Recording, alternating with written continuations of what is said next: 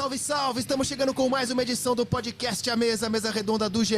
Comigo, André Rizek, com Alexandre Losetti, com Paulo Vinícius Coelho. Beleza, PVC? Tudo certo, Rizek. É um recorde a fila de vice-líderes desafiantes do líder do campeonato. Depois de enfrentar o segundo colocado o Flamengo, o Palmeiras vai enfrentar o segundo colocado o Fluminense no próximo sábado. Até agora, os desafiantes do Palmeiras que o enfrentaram na condição de vice-líder não conseguiram machucar a equipe do Abel Ferreira. O Atlético Mineiro, quando era o desafiante da vez, empatou 0-0. O Corinthians, quando era o vice-líder, perdeu em casa 1-0. Em casa do Corinthians, em Itaquera. Agora, o Flamengo visita o Palmeiras, não consegue diminuir a vantagem, vê o Fluminense assumir a vice-liderança e o Fluminense é o desafiante do próximo domingo no Maracanã. Alexandre Losetti, bem-vindo ao nosso podcast A Mesa.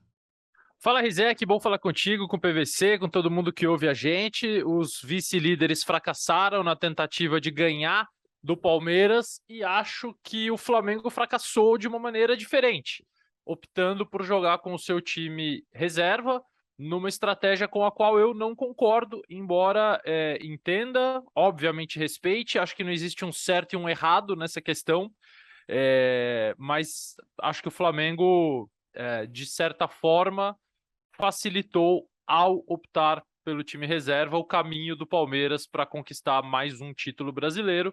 O Fluminense tem, obviamente, a chance de diminuir essa diferença de 8 para 5 pontos na próxima semana. É o jogo da semana no Campeonato Brasileiro, é a partida que mais vai atrair atenção e o Fluminense certamente vai entrar com seu time titular. E o torcedor do Fluminense está se perguntando, na minha visão, com razão, PVC, vocês aí da mídia trataram o jogo de domingo no Allianz Parque como uma final antecipada. Ou pelo menos a chance de o Flamengo derrubar, mudar o campeonato. O Flamengo estava a 9 pontos, se mantém a 9 pontos.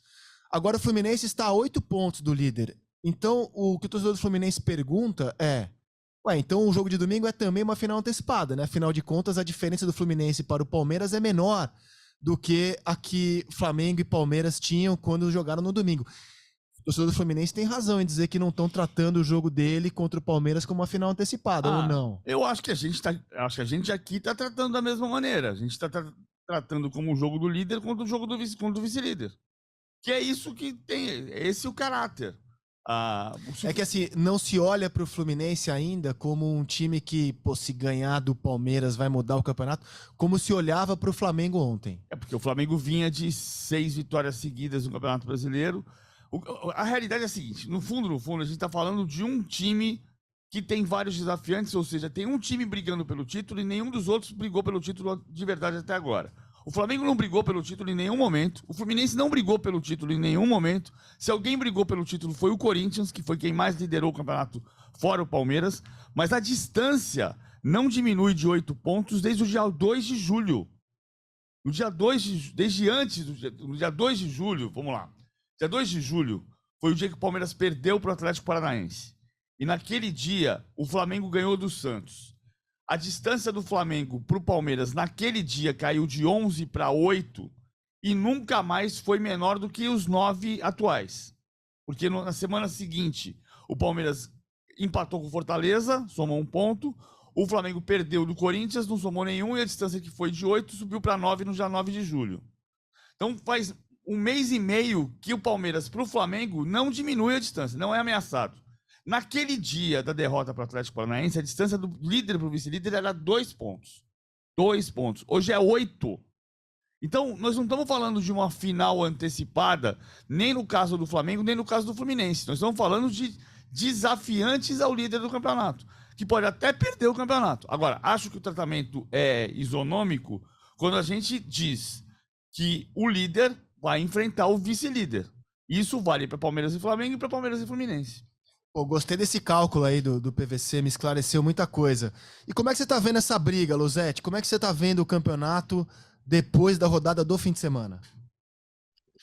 Todos nós enxergamos no Flamengo mais condição de tirar uma diferença grande para o Palmeiras do que no Fluminense. Por quê? Porque o Flamengo tem um elenco maior, tem um elenco mais qualificado, tem os jogadores mais talentosos do futebol brasileiro.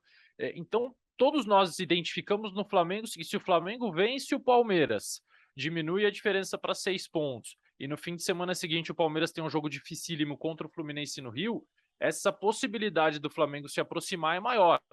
Não é que a gente não reconheça o Fluminense como um desafiante, e é o que o PVC falou, até agora só tem desafiantes, e nenhum deles conseguiu chegar perto de tirar o cinturão de quem está liderando o campeonato.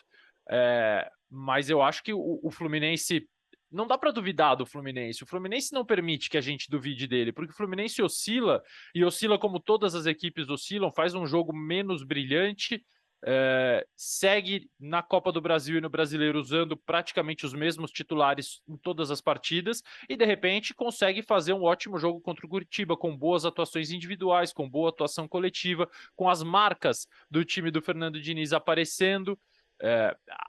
O Palmeiras é muito superior aos outros quando você pega a regularidade, a estabilidade e a capacidade de conseguir fazer num jogo em que para mim não dominava, não era melhor do que o Flamengo, mas resiste, sobrevive, insiste, tem paciência, tem concentração e empata o jogo e quase vence no final.